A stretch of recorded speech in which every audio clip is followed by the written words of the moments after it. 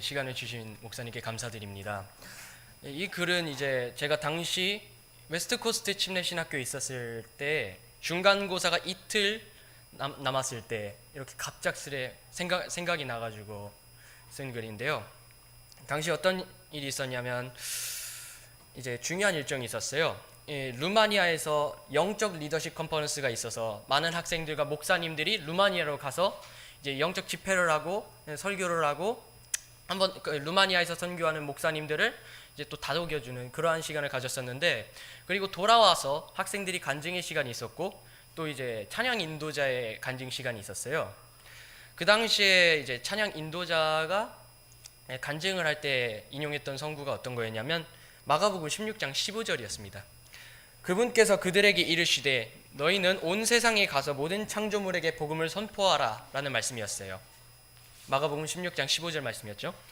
이렇게 주님께서는 우리에게 복음을 전하라는 큰 명령을 내리셨습니다. 현재 이 땅에서 사는 우리 모두가 명심해야 하고 실행해야 하는 그런 말씀을요, 명령을. 저는 이 말씀을 생각하다가 채플 시간에 문득 떠오르는 생각이 있었어요. 이 구절이 원래는 없었던 구절이라고? 주님께서 명령하신 이 복음 선포가? 하는 생각이 문득 떠오른 거예요. 킹제임스 성경을 아는 사람들이라면 마가복음 16장 끝자락에 있는 12구절에 대한 이슈에 대해서 잘 알고 계실 것입니다. 어떤 사본에는 이 구절이 없다 그러죠. 난해주에서. 이제 신의 사본에서는 고의적으로 지워진 흔적까지 있죠. 이번 주제는 이제 복음 전도를 하는 데 있어서 이 이슈를 짤막하게 다뤄보도록 하겠습니다. 이제 제목은 이렇고요. 우선 학자들이 생각하는 의견은 대체로 이렇습니다. 자, 9절로 넘어가는 순간 갑자기 전개가 바뀐다. 8절에서 9절로 넘어갈 때 전개가 갑자기 바뀌어요. 마리아가 이제 이거 증언하러 가죠. 이제 그래서 마가가 쓴 게 아니라고 봐요. 그래서 갑작스럽기야 하겠지만 원래 16장 8절에서 끝나는 게 맞다. 오래된 사본에 근거한 것이다 라고 얘기를 해요. 또 마가가 아닌 누군가에 의해 후대에 첨가된 것이다. 그러나 하나님의 말씀으로서 간주되었다고 이제 부패한 근본주의 계통의 의견이 이래요. 제가 갖고 있는 스터디 바이블도 이제 토마스 넬슨 스터디 바이블이라고 있는데 거기에도 이런 부패한 근본주의의 학자들이 누가 후대에 첨가했고 그러나 하나님의 말씀으로 간주되었다고 얘기를 해요. 근데 이렇게 마가복음 16장 9절부터 20절까지의 구절이 실제로는 없는 구절이라고 학자들은 얘기하는데, 문제는 그 여부를 떠나서 거기다가 주석을 갖다 붙이는 거예요. 어이없지 않아요? 근데 매우 어이가 없죠. 이게 원래 없었던 구절이 아니에요. 신의 사본 여기에 보다시피 일부러 지운 흔적이 보이죠. 일부러 지운 흔적이 보여요. 그리고 이제 제 글을 공유하신 어떤 분께서 윤성목 목사님의 글을 또 갖다 붙였더라고요. 뭐라고 붙였냐면 자동차 바퀴가 4개인데 3개만 있어도 상관없다고 하는 것이랑 다를 것이 없다. 바퀴는 당연히 4개가 있어야 된다고 여기면서 왜 성경은 빠져도 된다는 것인가? 라고 얘기를 합니다. 정말 웃긴 거죠. 예. 그러나 우리의 믿음은 어떻습니까? 이제 제가 킹제임스 성경 변증을 할 때마다 이 프란키스쿠스 트레티누스라는 장로교 신학자의 글을 많이 인용을 해요. 근데 이 변증 신학에서도 어떤 얘기를 하냐면 제롬의 시대는, 라틴 벌게이트를 번역한 제롬의 시대에는 마가복음 16장이 누락된 여러 사본들이 있었지만, 누락됐다는 것은 원래 있었는데 그 당시 없어졌고 누락됐다는 얘기잖아요. 원래 존재했다는 것을 전제로 깔고 있죠. 그런데 지금은 모든 사본에서 발견되고 있고 심지어 시리아 역본에도 있다. 그리스도의 부활 이야기를 완성하는 것은 너무도 필수적인 것이다 라고 학자는 얘기하면서 마가복음 16장 9절부터 20절까지 원래 존재했던 구절이고 마가가 원래 기록했던 구절이 맞다고 변증을 하고 있습니다. 저희 그러면 이제 앞서 보기 전에 마가복음 16장 9절부터 20절까지 이제 여기서부터 순서대로 읽어주셨으면 하는데 부탁드리겠습니다. 9절부터 20절까지입니다. 이제 예수님께서 주의 첫날에 일찍 일어나신 뒤에 전에 친히 몸속에서 7 마귀를 내쫓아 주신 막달라 마리아에게 처음으로 나타나시니라. 그녀가 가서 그분과 함께 하는 사람들이 애곡하며 슬피 울고 있을 때에 그들에게 구하였는데 그들은 그분께서 살아계시다는 것과 그녀에게 보이셨다는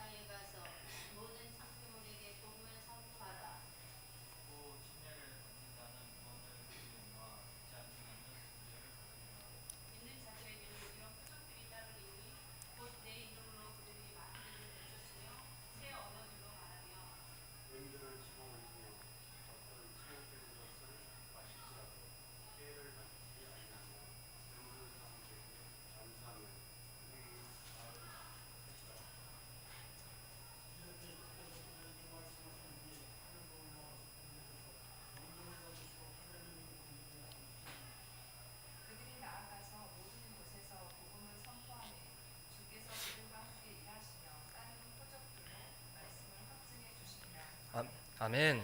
이제 학자들의 개인적인 생각이 어떻고를 떠나서 이들이 과연 복음 전도에 열정을 두고 누군가에게 복음을 전하는데 열심을 두었을까요? 이제 본문에서 나오다시피 이 본문에서 메인 주제가 세 가지예요. 무엇이냐? 부활, 믿음, 그리고 복음 선포라는 명령입니다. 세 가지 모두 우리가 지금 믿고 있는 기독교 교리와 그리고 실천적인 신앙에 있어서 결코 없어서는 안 되는, 절대 빠져서는 안 되는 핵심 포인트라는 점에서 정말 없어서는 안 될 구절이라고 저는 분명해집니다.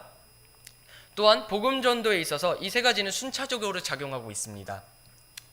이제 부활은 저희가 알다시피 예수 그리스도께서 우리의 죄 때문에 죽으셨고 다시 살아나셨다는 놀라운 신비입니다. 근본주의 5대 교리에서도 네 번째에 해당하는 교리입니다. 중요한 교리이지요. 로마서 1장 4절에 나오다시피 이거는 제가 찾아보도록 하겠습니다. 로마서 1장 4절 보시면 거룩함의 영으로는 죽은 자들로부터 부활하심으로써 하나님의 아들로 권능 있게 밝히 드러나셨느니라. 이 놀라운 신비가 하나님의 아들임을 증명하고 있죠. 그리고 또한 두 번째로 뭐라 말씀하고 있습니까? 믿음입니다. 세상을 사랑하셨고 모두를 위해 십자가에서 죽으시고 부활하신 예수 그리스도를 나의 주님, 나의 구주로 받아들이는 것을 말합니다. 그리고 부활과 관련해서 부활의 주님을 우리가 믿으라고 요한복음 11장 25절에 나옵니다. 요한복음 11장 25절에는 이와 같이 말하는데요. 예수님께서 그녀에게 이르시되 나는 부활이요 생명이니 나를 믿는 자는 죽어도 살겠고 라고 말하고 있습니다. 그리고 세 번째는 복음 선포입니다. 주님의 은혜를 경험한 자들이 아직 예수 그리스도를 믿지 않는 자들에게도 동일한 은혜의 복음을 전하는 것입니다. 이것에 대해서는 사도행전에서 이와 같은 일들을 사도들이 행했고 또 많은 이들이 이 부활에 대해서 많은 이들에게 증언을 했다는 것을 기록하고 있죠. 사도행전 1장 22절만 제가 보도록 하겠습니다. 22절 우리와 함께 다니던 이 사람들 중에서 반드시 하나를 임명하여 우리와 함께 그분의 부활을 증언할 증인이 되게 하여야 하리라 하매 라고 말하고 있습니다. 이처럼 부활, 믿음, 복음 선포라는 이 세 가지가 마가복음 16장 9절부터 20절까지 순차적으로 부활에 대해서 언급을 하고 믿음을 꾸짖죠. 여기 보면 예수 그리스도께서 제자들의 믿음을 꾸짖죠. 그 말은 또 예수 그리스도를 통하여 너희가 또 한 번 더 믿었으면 좋겠다는 권면 아닙니까?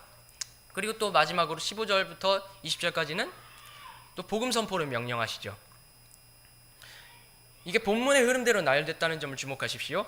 원문 비평학자들은 원래는 없었던 구절이라고 하지만 그들이야말로 진정 생각을 하지 않는 사람들이었습니다. 여기서 드러나게 돼요. 복음 전도에 더욱 힘쓰시는 사람들이라면 진짜 피터 러크맨 목사님처럼 역정을 내셔도 상관없습니다. 왜냐고요? 엄청 중요한 구절이기 때문이죠. 이렇게 올바른 순서대로 우리에게 선포하실 수 있는 분은 주님밖에 없습니다. 또한 제자들은 주님의 명령에 즉각적으로 실천해야 했기에 복음을 선포할 때 기본적인 틀이 베이스가 요구되어지는 것은 당연한 것입니다. 그런데 이 본문이 누군가에 의해서 후대에 첨가되었다고 학자들은 얘기해요. 이것이 원문 비평학자들의 논리입니다. 나중에 첨가되었다. 나중에 이러죠. 그런데 이 본문이 누군가에 의해서 후대에 첨가되었다고 한다면 주님께서 뒷부분이 첨가된 마가복음을 읽는 후대 성도들로 하여금 나중에 와서야 이 세 가지의 틀, 이 중요한 복음 선포의 틀을 나중에 와서야 지시했다는 얘기가 되는데 우리 하나님이 언제부터 뒷북을 치시는 하나님이셨던가요? 언제 뒷북을 치셨다고? 원문 비평학자들이 왜 이 구절들이 없기를 바랬는지도 여기서 드러나게 됩니다. 그들은 복음 선포에 대한 순종을 회피하길 원했던 것입니다. 세 권의 공관복음, 마가복음, 누가복음, 그리고 마태복음 있죠. 이 서로 증거 자료가 되어주는 유기적 존재인데 요한복음과는 달리 마지막에 예수 그리스도께서 지상에서 명령하신 복음 선포 명령이 기록되어 있습니다.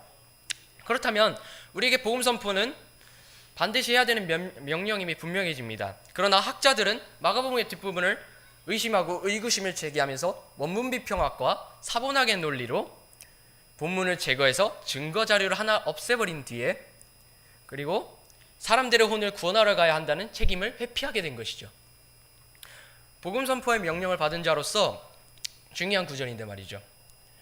실제로 이런 예시가 있습니다.